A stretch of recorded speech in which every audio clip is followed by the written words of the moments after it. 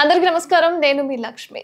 Big boss season 8 కంటెస్టెంట్స్‌లో బాగా అల్లరి చేసి ప్రతి ఒక్క పదాన్ని దాని వెనక ఏమేమి అర్థం ఉంది అని చెప్పి వివరంగా చెప్పిన వ్యక్తి అంటే మనం ఎప్పుడు సాధారణంగా చూసాము అంటే శేఖర్ భాషా గారు ఇలా ఉంటారు అంటే మనకు ఒక ఫ్రేమ్ ఉంటుంది రింగ్ రింగుల జట్టు.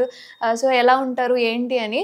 బట్ నేను ఇప్పుడు చూసిన తర్వాత ఏమనుకున్నాను అంటే శేఖర్ భాషా గారైనా ఏంటి ఇలా ఉన్నారు బాబా నుంచి అంటే మనం అంతకుముందు కామెంట్స్‌లో పెట్టుకున్నాం కదా ఆనిముత్యం అని చెప్పి. ఇప్పుడు కనిపిస్తున్నారు నాకు మగజాతి ఆనిముత్యం అంటే ఎలా ఉన్నారు అంటే పద్ధతిగా క్రాప్ చేసుకొని.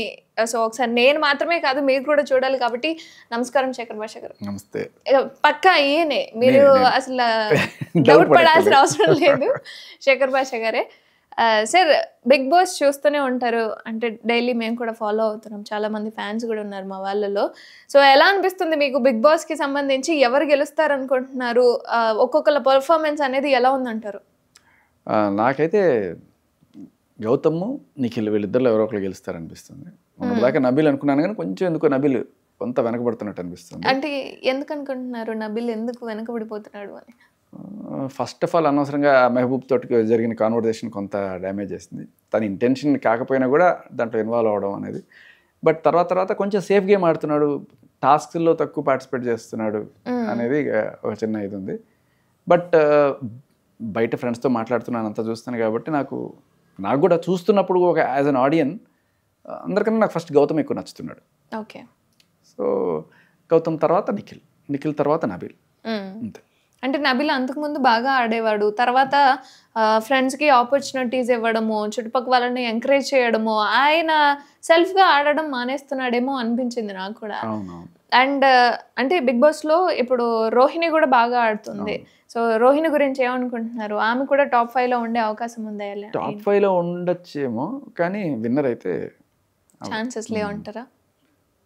విన్నర్ అయితే Gautam or Nikhil most likely అనుకుంటున్నాను. అండ్ నబీల్ అంతకుముందు బాగా ఆడేవాడు. ఈ మధ్య కొన్ని చోట్ల టాస్క్లకు తగ్గించడం కానీ గొడవ పడడం కానీ స్టార్ట్ చేస్తున్నాడు. ఎందుకంటారు అసలు? గొడవ పడడం స్టార్ట్ చేస్తున్నాడు అంటే జనాలు వెళ్ళి వచ్చిన తర్వాత అందరూ అంటే మేమందరం నామినేషన్స్ వేసి వచ్చిన తర్వాత కొంత బయట ఏమనుకుంటున్నారు అనేది తెలిసింది. అందులో నబీల్కి కొంత ఫైర్ తగ్గింది అనే విషయం బయట నుంచి వచ్చిన వాళ్ళు చెప్తే తను వెంటనే చాలా షార్ప్ మనోడు.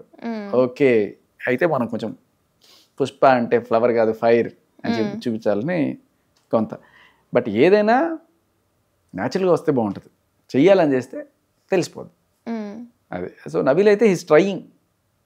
అంటే కొన్ని టాస్క్లలో మొన్న అది సుడోకు ఆడినప్పుడు కూడా మీరు పక్కనున్నారు, హెల్ప్ చేశారు అంటే ఉండొచ్చు అని చెప్పి కూడా అంటున్నాడు. అంటే వేరే వాళ్ళ ఐడెంటిటీ కోల్పోవడం కోసం అలా చెప్పుంటాడా ఏమని? అంటే అవును వినిపించుండొచ్చు, వినొచ్చు. ఎందుకంటే సూడోకు అంటే సూడకని వినొద్దని కాదు కదా. వినాకు అన్నారు అనుకో వినకుండా ఉంటారు, అది సూడోకు. ఓకే చూడొద్దు అది. బట్ నబీల్కి స్టిల్ హ్యాస్ సమ్ ఛాన్స్. దాంతోపాటు కొంత చాము అవి కూడా ఇంపార్టెంట్ జనాల్లో. అది లెట్స్ సీ. ప్రస్తుతం కొంతవరకు ఎంటర్టైన్మెంట్ అనేది కూడా కొంతవరకు తగ్గించేశాడేమో అనిపిస్తుంది. ఎంటర్టైన్మెంట్ అంటే ఇప్పుడు పెద్ద గీత ముందు చిన్న గీత వెళ్ళిపోతున్నట్టుగా నబీల్ ఎప్పుడు కూడా నబీల్ కోర్ స్ట్రెంగ్త్ ఏంటంటే ఎంటర్టైన్మెంట్ సెక్షన్లో మంచి అబ్జర్వేషన్. ఇప్పుడు యాజ్ ఇట్ ఈస్ జెరాక్స్లా దించేస్తాడు మిమ్మల్ని, మీరు ఎట్లా నడుస్తాడు ఎలా మాట్లాడతారు చూసి యాజ్ ఇట్ ఈస్ దించేస్తాడు.